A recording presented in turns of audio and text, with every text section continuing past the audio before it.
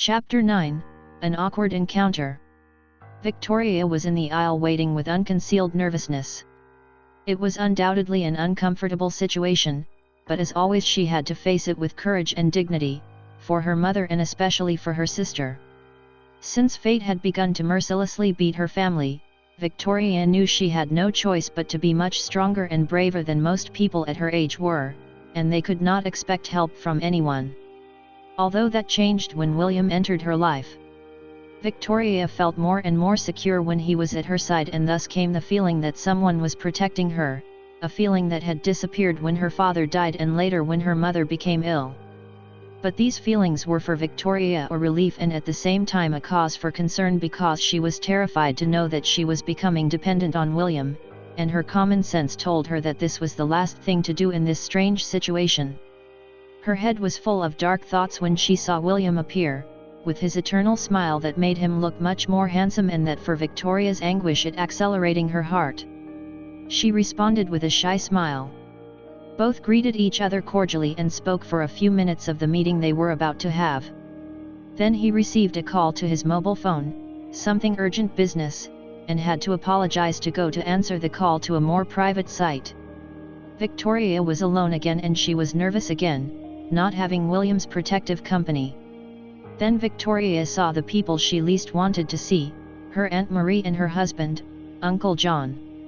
Some people who had lived in the court of Queen Victoria would have been surprised to see that this woman was physically identical to the mother of Queen Victoria, the Duchess of Kent, and that the man was identical to Sir John Conroy, the alleged lover of the Duchess. Both were dressed in a way that pretended to be elegant, but in reality, it was somewhat old-fashioned and cheap, worthy of two people without money who wanted to appear to have more money and style than they really had. As Victoria feared, both approached her and began to reproach her, and soon Victoria was involved in a heated argument with them.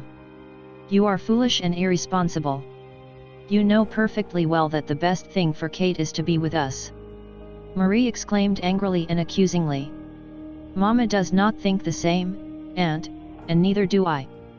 And of course Kate does not want to live with you too," Victoria replied, trying to keep calm, but containing her anger and emotion.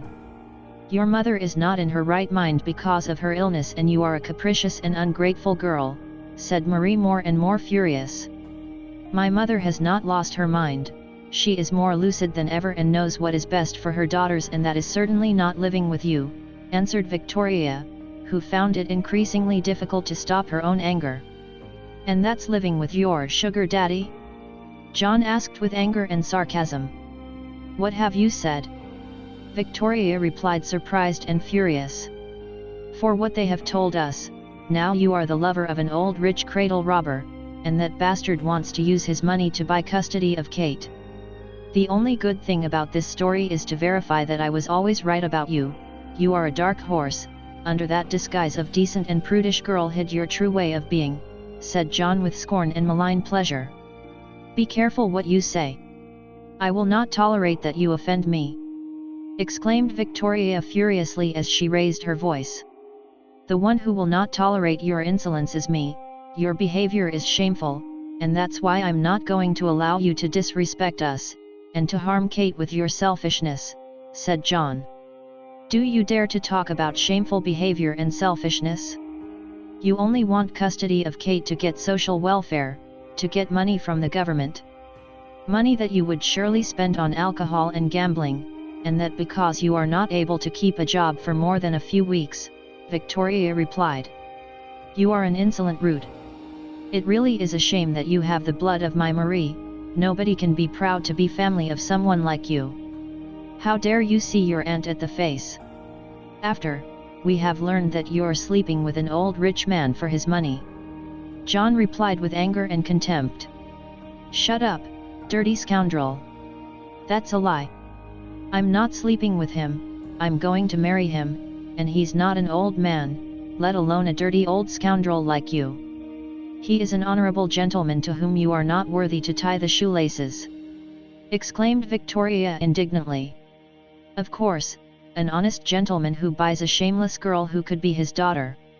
Now we really know you, you have no decency, Now I am sure that in that famous incident that boy was not guilty and it was you who acted like a whore," John exclaimed with hatred and evil perversity. "John, do not say that!" exclaimed Marie, scandalized, even horrified at the daring of her husband. Victoria recoiled as if she had been slapped in the face, and felt that she was reliving all the pain and humiliation of the worst moment of her life when she knew evil in her short life. Her whole body trembled and her eyes filled with tears. "You're the worst bastard that was born. You're a mean and indecent coward. I'll never let my sister be next to a swine like you. That the only thing you've done in your life, it is to live on my fool aunt," exclaimed Victoria with all her hatred and her rancor.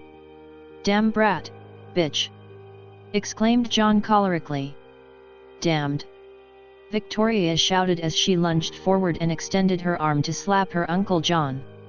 But he grabbed her wrist roughly and twisted her arm a little. "Let go of me, you bastard!"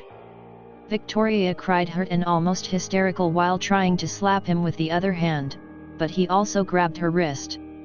"John, leave her!" Marie exclaimed in anguish, trying to hold her husband by the arm. "This shameless one needs a lesson," John replied with a crazed look of anger. At that moment William burst in and with a violent shove threw John against the wall and placing an arm against John's throat immobilized him. "You're the one who needs a lesson, you cowardly bastard. This is the last time you put your dirty hands on her," William exclaimed furiously and with a murderous look. "William!" Victoria exclaimed, surprised and feeling safe with his apparition, but also distressed by what might happen. "Let go of me, Fuck!" John yelled, surprised and angry. "Shut up! Listen to me, scoundrel, this is going to be the last time in your life that you insult, threaten, or try to attack Victoria, because if it happens again your life will be hell. Just so you know, I am Lord William Mayborn, and I am willing to use all the means at my disposal to protect Victoria. In the case of a man like you, it will not be very difficult because you yourself have made the rope for your gallows. I know there are at least a couple of former employers who suspect you, for lost money, and with the right help and direction can be encouraged them to bring their suspicions to the police.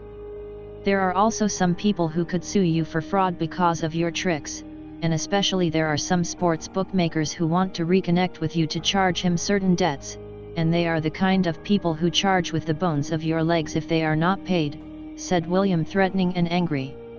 John and Marie opened their eyes, surprised and frightened.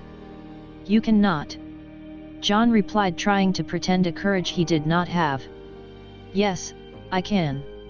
For a man like me who shares the table with politicians and magistrates, who usually talks to the Prime Minister and talks to the Queen as his cousin, anything is possible. I do not usually use my power to intimidate unless to harm anyone, but with a leech like you all is valid.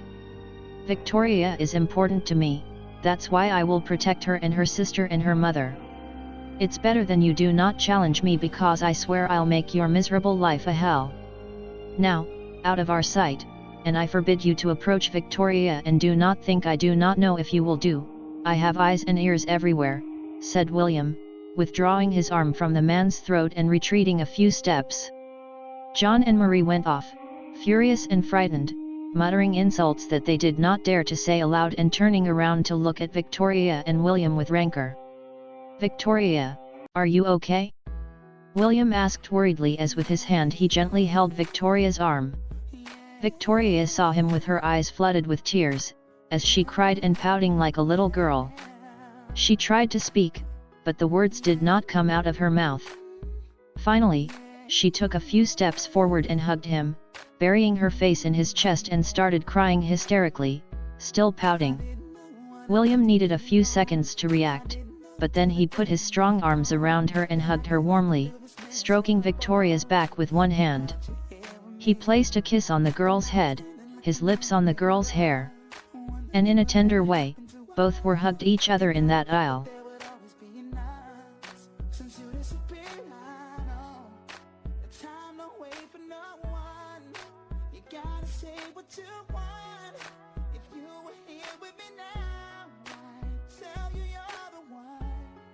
You're the closest thing to an angel. that I ever made. So don't you worry, I'm